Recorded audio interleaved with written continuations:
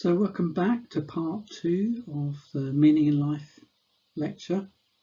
So in this second part, I'm going to talk about what the benefits of a meaningful life are. How do they impact on our sense of well-being and life satisfaction?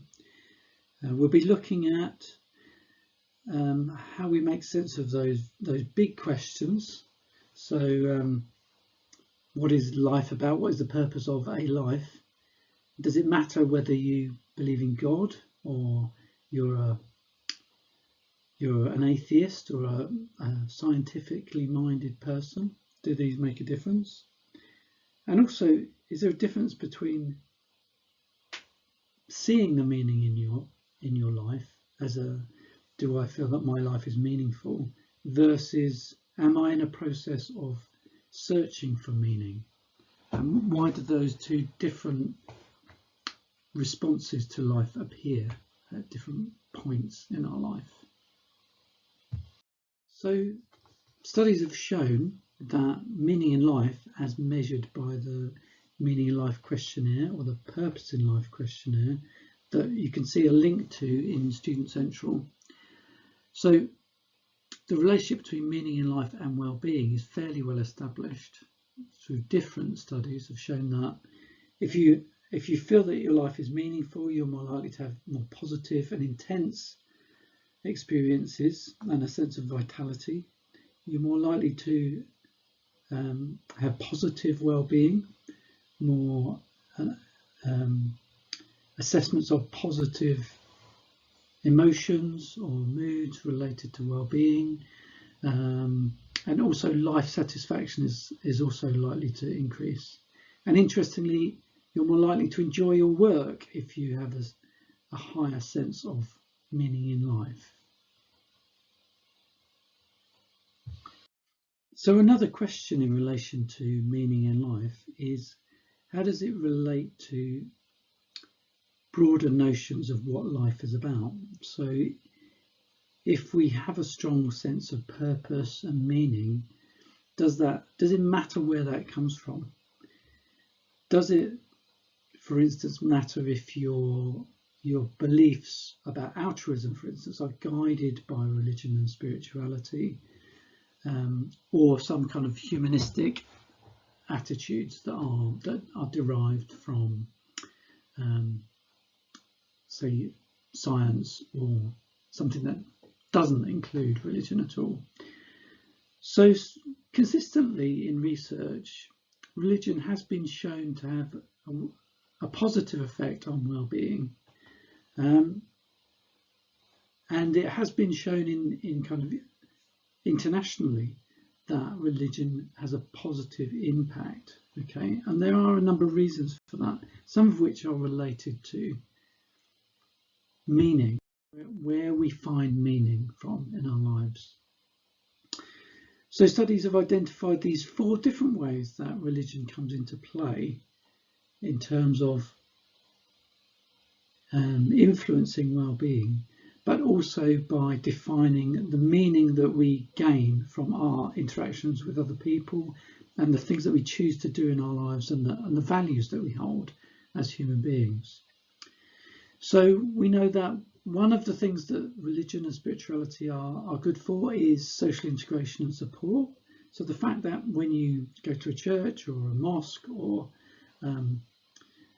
a Buddhist temple, for instance, you immediately are part of a group who have a common purpose, and it gives you that opportunity to engage with other people with that same common thread. We know also that one of the things that religion does on a psychological level is that it allows a personal relationship to God or the universe, or whatever you wish to call it, that can be helpful in making sense of events in one's life. Okay,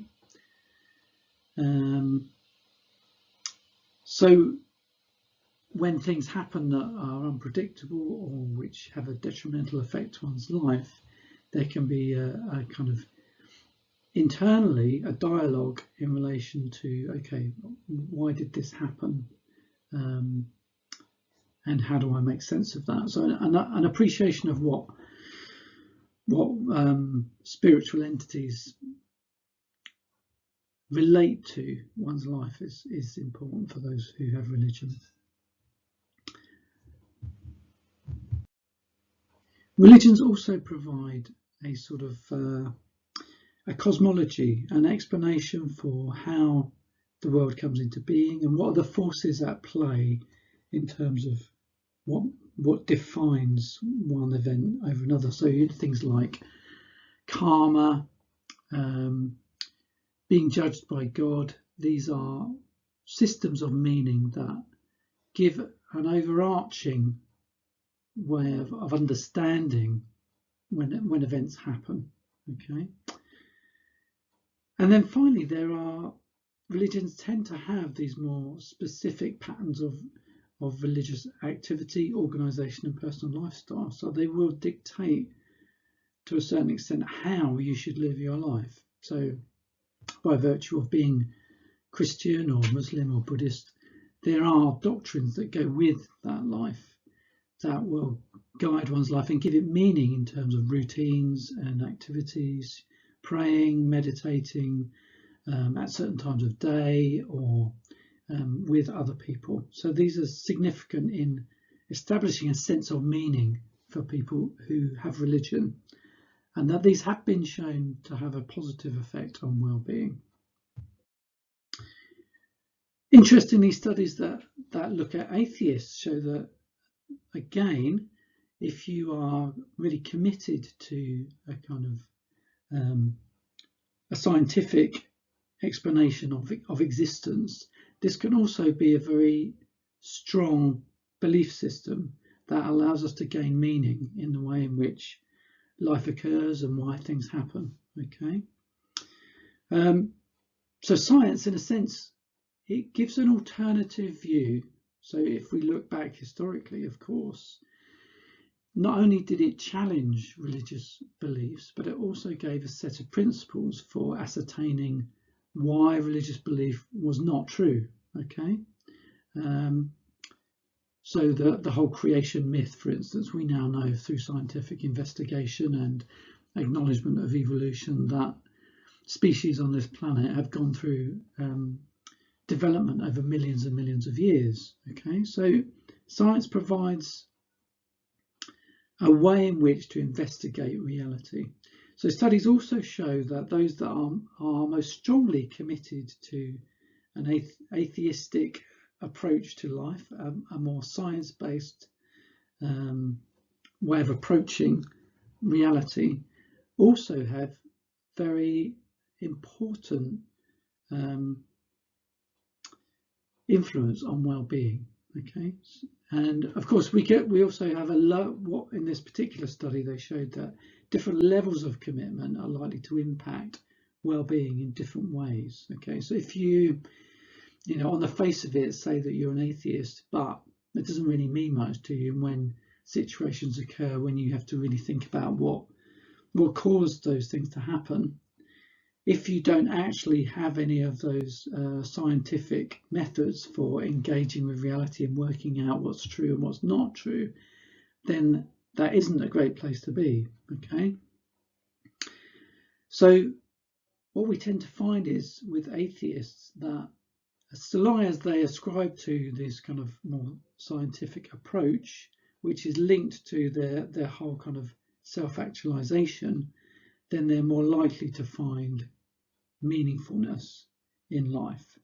And what might be called crises of meaning tend not to be there, because there are always these ways of approaching a problem. Even if you don't know why something's happened, you've still got a way of gathering data, of analysing data, and making sense of the reality that is in front of you. Okay, so it's interesting contrast there. Different belief systems, religion versus atheism and a scientific approach, but equally this kind of broad attitude about explaining why things happen in life. Both can be productive in defining meaning and influencing well-being positively. And so what's interesting these days is that we do have this real shift in terms of what beliefs people have. It's no longer common for people to have religious belief and for that to be the bedrock of how they explain what happens to them in their lives. We don't revert to the influence of God or karma, for instance, to explain why things happen to us. So this is, this also brings into play some quite important dilemmas. And this is also what Frankl identified, that his idea of the neogenic neurosis, or this idea of a meaningless existence, actually is becoming more prevalent because we don't have those old universal forms of belief about religion, community, having a trade for your whole life. For instance, a more fixed social status. Am I working class? Am I middle class? Am I upper class? For instance, these things no longer exist for us. So Steger identifies this really important distinction between the presence of meaning versus the search for meaning. And he argues that, and Frankl, of course, also focused on this, that it's the search for meaning that takes more prominence in modern society. And at times that isn't necessarily a comfortable place to be. So studies show that when there are traumatic events in our life, so I hate to mention it again, but if we look at the way in which the coronavirus has disrupted so many people's lives, has upturned lots of the ways in which we were making our lives meaningful. What happens is that it disrupts our beliefs about ourselves and the world, and we go into a process of searching for meaning. Okay, and this happens with people who have serious illnesses, if they're involved in a natural disaster, for instance, they're involved in a war zone, if they experience any kind of assault, etc. Any traumatic event or something that really shifts your view of the world and how you understand it. Okay, so not being able to go outside your front door is not traumatic in the sense of that there's anything physically affecting you, but it's likely to shift the way in which you understand your life and who you are. So we know that these forms of adversity kick into gear a desire to make sense of what's happened. Okay, a renewed sense of trying to understand what's happened, to revise our sense of self and try to understand who we are in this new situation. Okay. We also know, so there are these two things going on in our lives that Steger identified. One is that we have this established presence of meaning in our life, but we also have the search for meaning that goes on when our life is disrupted and we seek a new form of equilibrium. Okay, and the search for meaning might not necessarily be a comfortable place to be, as I was saying, and it requires us trying on different ways of explaining what's happened in our life. So some of us might be going through that at the moment in terms of our routines, for instance. Okay, if I'm no longer going to university, I'm not in a position where I can make new friends or feel like I'm a student by virtue of attending this space, or living independently might be another one. I'm having to reassess who I am. Who am I in this position, and what are the things that will continue to give my life meaning?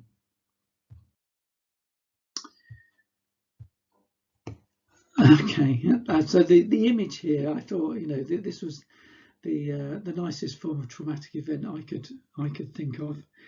A bad hair day. You go get your hair cut and you come out and you end up with this awful thing, and you have to revise your sense of who you are. So Park and Folkman have identified these significant elements of this search for meaning. Okay, what happens when we're learning to cope with a new situation?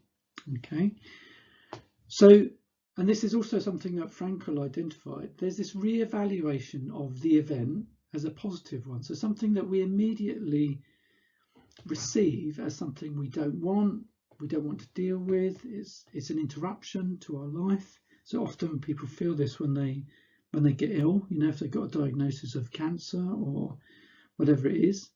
So there needs to be, in order to cope with these changes, we need to re-evaluate that event and see it as a positive thing. Okay.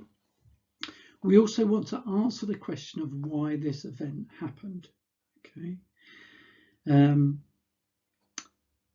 And sometimes that can be a long process, okay, and it can mean that we engage with different ways of explaining why things happen to us in our lives. And related to that is this question of why me? Okay, so you know, illness happens to other people, it doesn't happen to me. And then when it does happen to you, you have to deal with okay, why did it happen to me? There's nothing special about me in some sense. Why should I be excused from that eventuality in my life? Then we move on to identifying or recognizing the ways in which our life has changed as a result of this event, whether it be an illness or, you know, losing our liberty because of coronavirus, for instance. And then ultimately we get to a point where we can state the extent to which we've made sense of or found meaning in this event. Okay, and often this can be some time after, it can be a very long time after, that we ultimately realise why this event changed our life in this particular way, or why that event happened in relation to what had happened before. Okay. So there is recognise that there is this how we deal with this kind of revision of meaningfulness in our life, how we make sense of what happens in our life. We also know that there are particular coping strategies that people are likely to use. So in this particular study from 2006, they looked at how people deal with cancer diagnoses. And of course, as we've identified before, different personalities will deal with such a situation in different ways. They'll draw on different sources of meaning in order to adapt to those situations. So in this study, they identified 4 particular ones: acceptance, positive reinterpretation. So like I was saying, that is something that we know happens when we're having to revise our sense of self and our sense of meaning. And also Frankl recognised this. This is kind of the nub of turning adverse situations into meaningful situations. How can we reinterpret those events in a positive light? Okay, so if and in Jim's study from 2006, they identified that the ability to interpret the event in a positive way, to accept it, led to greater life perspective, purpose and goals. If people took a more active coping or social support approach, where they would draw on their links to other people, that could also be productive. So if someone finds out they've got cancer, they make a point of, okay, I'm going to definitely have a healthy diet at this point. I'm going to make a point of going shopping and getting good food, or I'm going to make a point of drawing on people that I know so that I'm more able to cope psychologically with what's going on. That was also a very positive approach. Religious coping, so those that have religion, that can also be a very powerful way of dealing with a cancer diagnosis, drawing on those things that I was talking about in relation to religion. So, the fact that you've got social support, you've got the whole belief system that goes with a religion to try and explain what's happened and how you can turn it into a more positive event.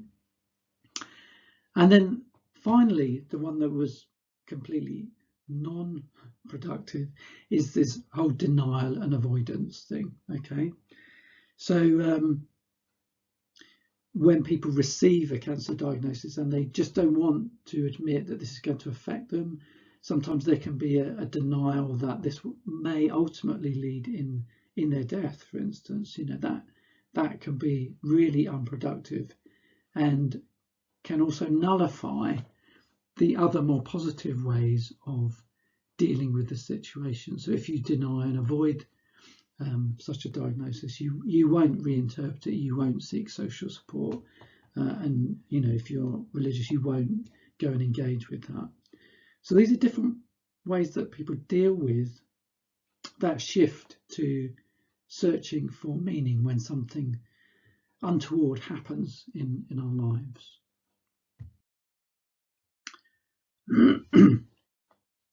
So interestingly, you might think, as people get older, you might think that because there are these kind of shifts that are unexpected, things that people don't want to happen in their lives, you might think, okay, that will mean that their sense of meaning in life might diminish. Okay, but actually what we find is that as people get older, there's a greater presence of meaning in people's lives. Okay, they start to make sense of what's happened in their own lives and to accept who they are and why things have turned out the way they do.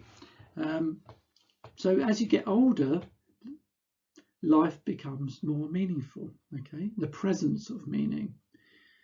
And also that this has a knock-on effect in terms of well-being. So as people get older, there tends to be, believe it or not, despite the physical decay and perhaps friends and family dying that are of your age, your peer group, the presence of meaning tends to increase. Okay. When we see a greater search for meaning in people's lives as they get older, that tends to be more associated with lower well-being. Okay.